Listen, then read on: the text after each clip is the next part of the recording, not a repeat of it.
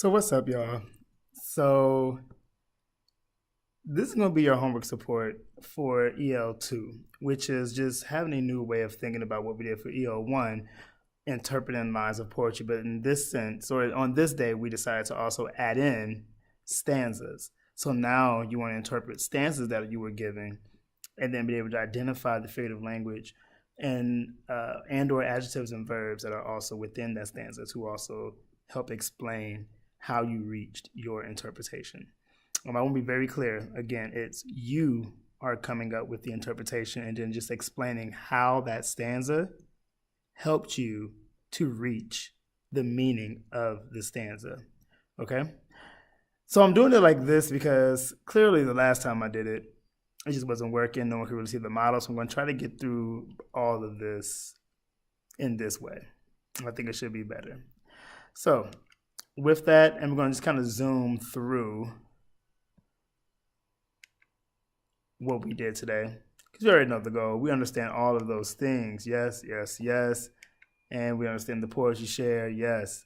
So today for the notes, what we talked about is looking at stanzas as being a collection of lines in poetry, meaning that the stanzas themselves are paragraphs and the lines are the sentences. And so, yes, you can always interpret the line of a stanza and get something, but your interpretation will be much stronger if you were to read an entire stanza to get a full sense of what a poet is trying to say.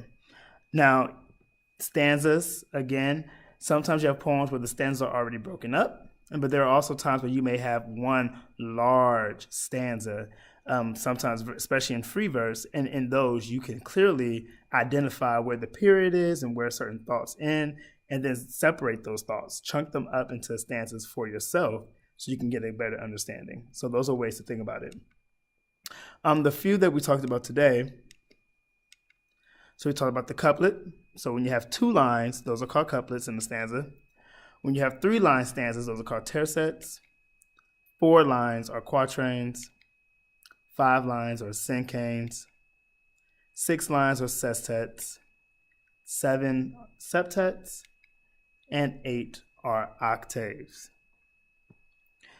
So when you get a poem, especially for the ones for your homework assignment, as you notice, that is a quatrain. It is a 4-line. The Tropics of New York is a quatrain. And your job is now to try to figure out what is the meaning of that entire quatrain. What is Claude McKay saying about New York when you look at that entire quatrain? All 4 lines together, one thought.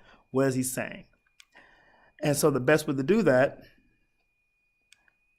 and we're going to stop here because we made some shifts today in class. And so the best way to think about that is to do this in 4 ways. And this is now how we've pretty much decided to go through. So first, read the stanza, which you're going to do. You're going to read those 4 lines of the Tropics of New York. Once you read those, then start to think about the process from yesterday. So the process from EL1. So don't write anything down, but in your mind say, okay, the focus. I know I'm talking about New York, but what is he saying about New York? The subject is him. So how does the poet then feel about New York? What's the poet doing in New York? From that point, what was being said about the poet while he is in New York?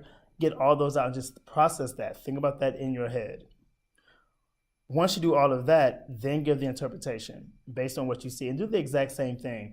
For example, we know that from that first line yesterday, people may have noticed that it said his eyes grew dim and he had no more gaze.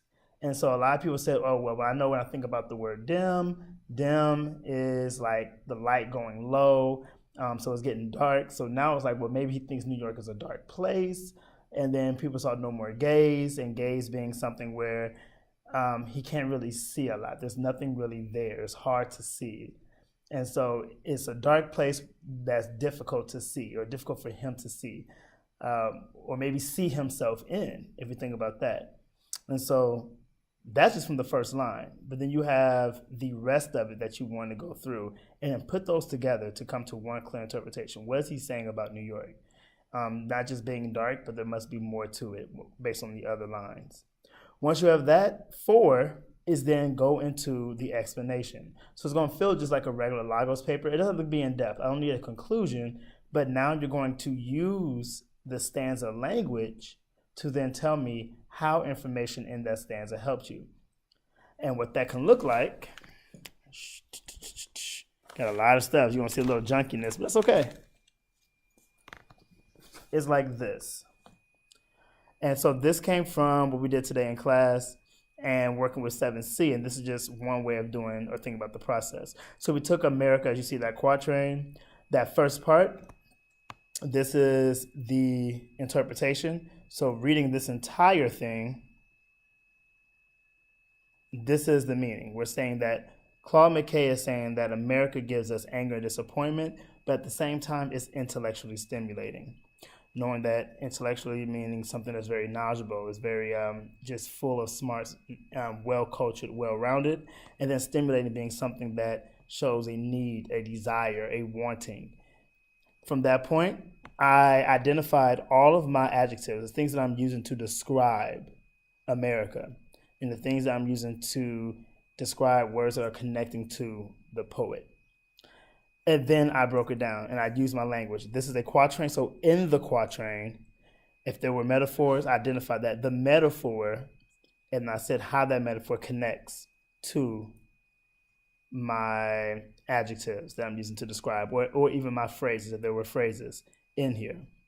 I will go in and underline anything you feel is important in your interpretation, the key words that stand out, and then you should have them separate in terms of your paragraph separate in terms of here is how this stanza connects. In the quatrain, here's one thing to connect to one adjective. Also in the quatrain, here's another. Thirdly, in the quatrain, here's another. So however many you have up here, that's how many you're probably going to have in terms of you breaking it down. So that's pretty much what you're doing today. That's what it should look like. So again, you are reading The Tropics of New York. It is a quatrain. It is a quatrain. In that, you are going to read through it and figure out what Claude McKay is saying about New York. How does he feel about New York? From that point, write that as an interpretation. The poet feels, the poet thinks New York is, give me what he feels or thinks about New York.